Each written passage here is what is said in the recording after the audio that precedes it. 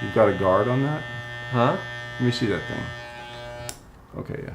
Yeah. In Southern City, our barber shop is on the main avenue. And when did you leave Iraq?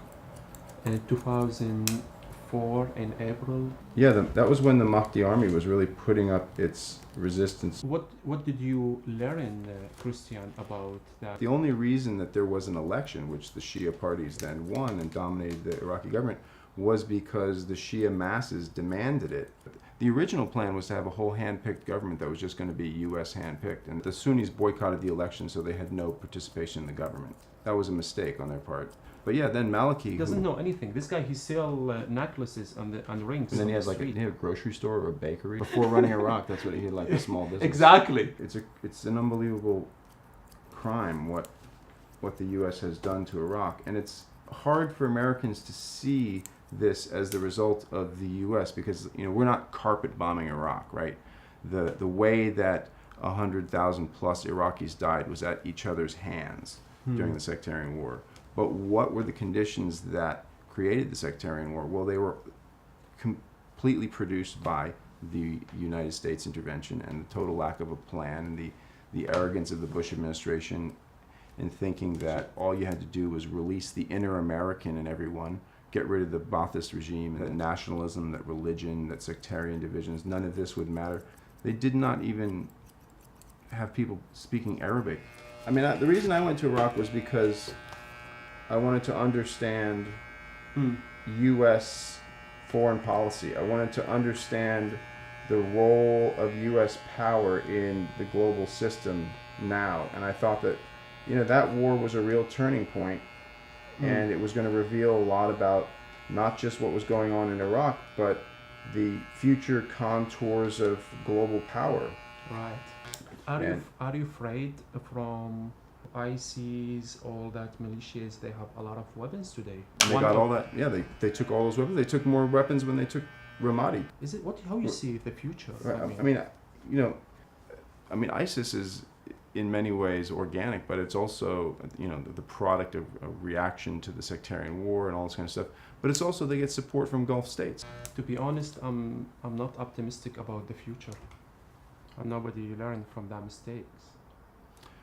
This is true. Nobody learns from their mistakes. And the history is repeat itself. It's the same. Nobody want to read it. Do you mind? I do. Go for it. I mean, I'm really afraid. My mother, I call her every day. I don't know what I'm thinking about. I think about my mother, my nephews, 10 of nephews, they fight against ISIS, and my brother Rami, and he is in a specialist army in Iraq, the first line. And yeah, sometimes he send me videos how he bombed him. I mean, I mean, it is sectarian war. To be honest, it is sectarian war. It's a rekindling of the sectarian war, yeah. Yeah. And the Iraqi state is like so corrupt because of the oil and all that. It's like, of course. Look, that Maliki, what he take 90% of the power. He didn't give those Sunnis power. If he gave that Sunnis power, they will never support al-Baghdadi or ISIS. I mean, the U.S., for all its faults... Can you hold it, please? Like this? Yeah. Yeah? Like David Petraeus, when he was up in Mosul, pioneered it. The whole idea of basically buying the Sunnis back in with creating the Safwa, Sons of Iraq. Al-Safwa. Yeah. Yeah. And then, Maliki disbanded. So I'm just like, what do you expect? I mean, like, what do you think is going to happen? He's idiot there. That's how Anbar province, right, Fallujah and Ramadi was pacified by essentially bringing in the tribes and the old Ba'athist leadership there and allowing them some level of control. And when that was removed, his mistake. That's like the most sophisticated thing that can be said now in the U.S. It's like, oh, we've got to get the Sunnis back on side. It's like, it's insane. The whole thing is like, he basically eliminated the whole structure that had been created of essentially paying the armed men, the armed Sunni men of Anbar, not to fight the government. I don't know. I mean, really, my heart starts to be really... I mean, I don't know. I don't have a solution about tomorrow. How exactly going to end that situation? I've never had my cheeks threaded. Do you want to do your eyebrows? No, thanks. Man, they do that for that area and the ears and the eyebrows, the top. But they don't do here. That's only for women. Because man, they like to show off like they are man, not like Right. You can't have thin eyebrows. That's not good. They can be nicely sculpted, but they can't be too thin.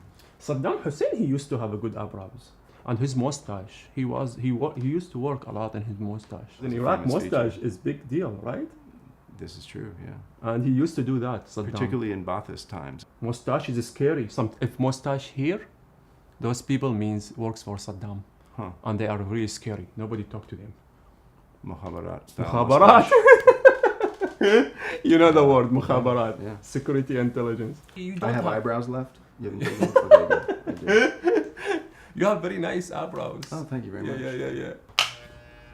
Do you think one day you will go to Iraq again? I don't know. I mean, I've given up war reporting. I mean, in all honesty, I don't see an easy resolution to this. Maybe things will be very different in 10 years or something, but And how many people will die? know. Another 100,000 people? I mean, it's horrendous. Yeah. Have you gone back since you left? I went in January 2012. Uh-huh. Yeah, and Did you go to Baghdad? I went to Baghdad. I How visited was my it? family. It was really sad. I mean, is really good. I mean, better than between 2005 2007. That Mhm. was really the That was disaster the nightmare. time. Yeah. That was really nightmare. I mean, That's when anyway. I stopped going. Was 2005 when journalists started using like armed escorts and stuff like that. I'd had my fill. Okay. All right. Okay. You are a great customer. Hey, thank you very much. Beautiful. It's nice fade, right? Better than I could ever do. And no line, you know, Mhm. all Very natural. nice. But I didn't touch this area. I go from the bottom. Mhm. Great. Thank you very much. Of course. I can see My gray hair pleasure. in the back too. Yeah. You are handsome. You don't need to Oh, thank haircut. you very much. Yeah. I don't need my haircut. No, you don't need to be. On In my occasion. Iraq, we say a beautiful man. He is a beautiful always, even if he don't take a shower. He's a beautiful. Huh. Yeah, handsome is handsome. Well, If you that's get very nice haircut, of you to no say. haircut, you are handsome.